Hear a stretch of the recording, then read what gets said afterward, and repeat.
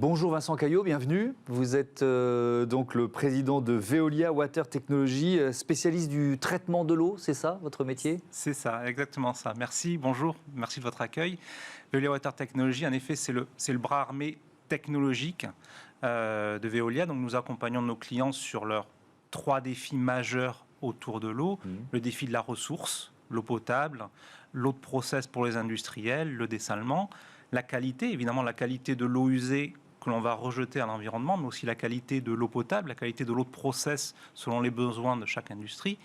Et enfin, le 3e enjeu, c'est l'enjeu de l'efficacité, sa consommation d'eau, son impact environnemental au sens large, l'énergie, les émissions de gaz à effet de serre, etc. Ouais. Donc ça passe par quoi? Ce sont des usines de traitement de l'eau que vous fabriquez, que vous Alors gérez? nous concevons Ouais. et fournissons des technologies pour nos clients. Et ces technologies, ça peut être des petites technologies qui vont avoir la taille d'une machine à café jusqu'à des grandes usines complètes de dessalement ou de traitement des eaux usées ou de fourniture d'eau potable qui vont être des installations très très larges. Ouais. Si on parle des équipements plus petits, ça veut dire quoi? Ça veut dire que vous pouvez vous adapter à chaque entreprise, à chaque collectivité. Dans quel cas on est dans la machine à café et puis comment on monte en puissance en quelque sorte? Oui, alors la taille va plutôt dépendre du débit, du besoin en quantité de chacun de nos clients. Et vous avez raison sur l'adaptation. Nous savons nous adapter.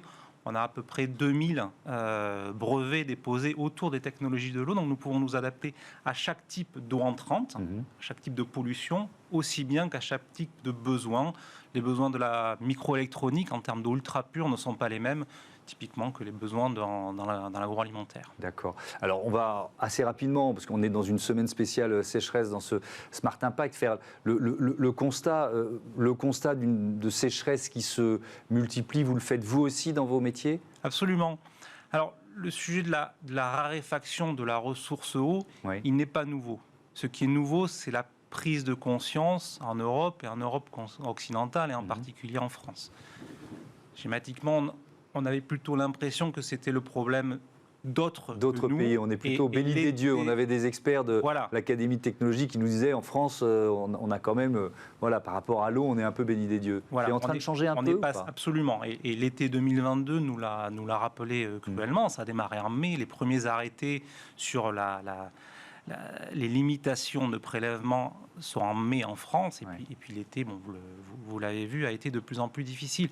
Mais les années précédentes avaient aussi donné des signes de difficulté, donc ces sujets sont là, et aujourd'hui ils sont extrêmement urgents. Le réseau d'eau potable français, il a été déployé autour de la première moitié du XXe siècle. Est-ce que ça veut dire, je voudrais qu'on dise un mot quand même des fuites d'eau, ça veut dire que les fuites d'eau, c'est une fatalité? Les fuites d'eau existent, mais ce n'est pas une fatalité. Oui. Et Veolia travaille beaucoup sur ce sujet pour limiter les fuites d'eau, améliorer au sens large l'efficacité des réseaux de distribution.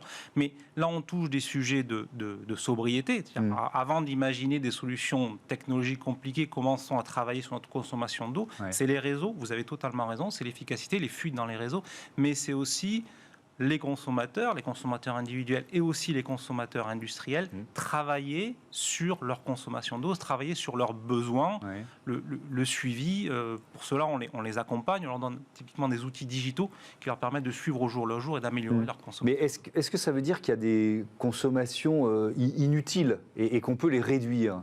Oui, absolument. On peut travailler sur des consommations de façon à réduire typiquement... c'est quoi une consommation inutile? C'est de l'eau qui part au rejet, typiquement, que l'on pourrait réutiliser. On travaille beaucoup sur ces sujets-là avec nos clients. Je pense à des clients de l'agroalimentaire qui ont réduit leur ratio eau entrante sur eau produite au travers de soda, typiquement, ou de jus, par un rapport 10.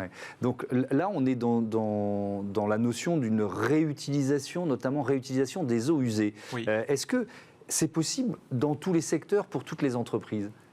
C'est possible dans tous les secteurs, pour toutes les entreprises, absolument, avec des solutions technologiques qui vont dépendre à la fois du type d'eau usée que l'on va devoir réutiliser et du type d'eau de process dont on a besoin dans l'industrie considérée. Mais la technologie, elle est là pour l'ensemble des applications. Est-ce qu'il y a parfois un blocage, j'allais dire, psychologique? Est-ce que vous devez vaincre ce blocage psychologique? Alors, il y a 2 blocages principaux autour de la réutilisation des eaux usées. Le premier, vous le mentionnez, c'est le blocage psychologique ou le blocage culturel, un lien très particulier que l'on a vis-à-vis de l'eau, de la pureté de l'eau. Donc, se dire que l'on va réutiliser de l'eau usée pour des besoins industriels, mais pour aussi, in fine, peut-être la boire dans certaines applications. C'est vrai que c'est un challenge culturel que d'autres pays, je pense à la Namibie, je pense à Singapour, ont vaincu à travers d'éducation, de pédagogie. Et le deuxième obstacle, au moins en France, il est normatif. C'est-à-dire que le cadre réglementaire pour permettre la réutilisation des eaux usées, même avant de l'inciter, n'est pas là. Et c'est un appel. C'est-à-dire qu'on peut le faire ou c'est très compliqué de le faire à cause du cadre réglementaire, c'est ça ? Absolument. Aujourd'hui, c'est très compliqué de le faire à cause du cadre réglementaire en France. Il y a une tribune, il y a quelques jours, d'Estelle Brachlianoff, directrice générale de Veolia, un appel aux autorités pour mettre en place rapidement un cadre réglementaire clair, pérenne et incitatif pour permettre la réutilisation des eaux usées. Ça voudrait dire quoi ? C'est incitatif. Ça veut dire donner soit une sorte de prime aux collectivités ou aux entreprises qui mettraient en place ces systèmes-là. Quand vous dites incitatif, ça veut dire Alors quoi ? le mot prime est intéressant parce que aujourd'hui, la réutilisation des eaux usées pour une entreprise, c'est pas tant un sujet de coût ou d'optimisation de ses coûts. C'est davantage un sujet d'être en capacité de continuer à opérer, de continuer à avoir de l'eau pour produire. Il est bien là le sujet, et notamment dans des périodes de sécheresse comme on a connu cet été.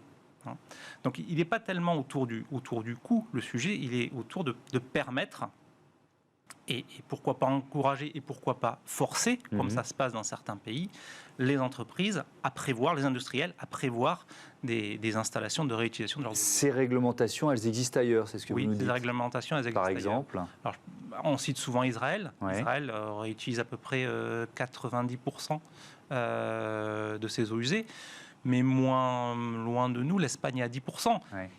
C'est intéressant parce que c'est des pays où le stress hydrique est plus historique, plus important, et donc les solutions, il a bien fallu les inventer, quoi. Absolument.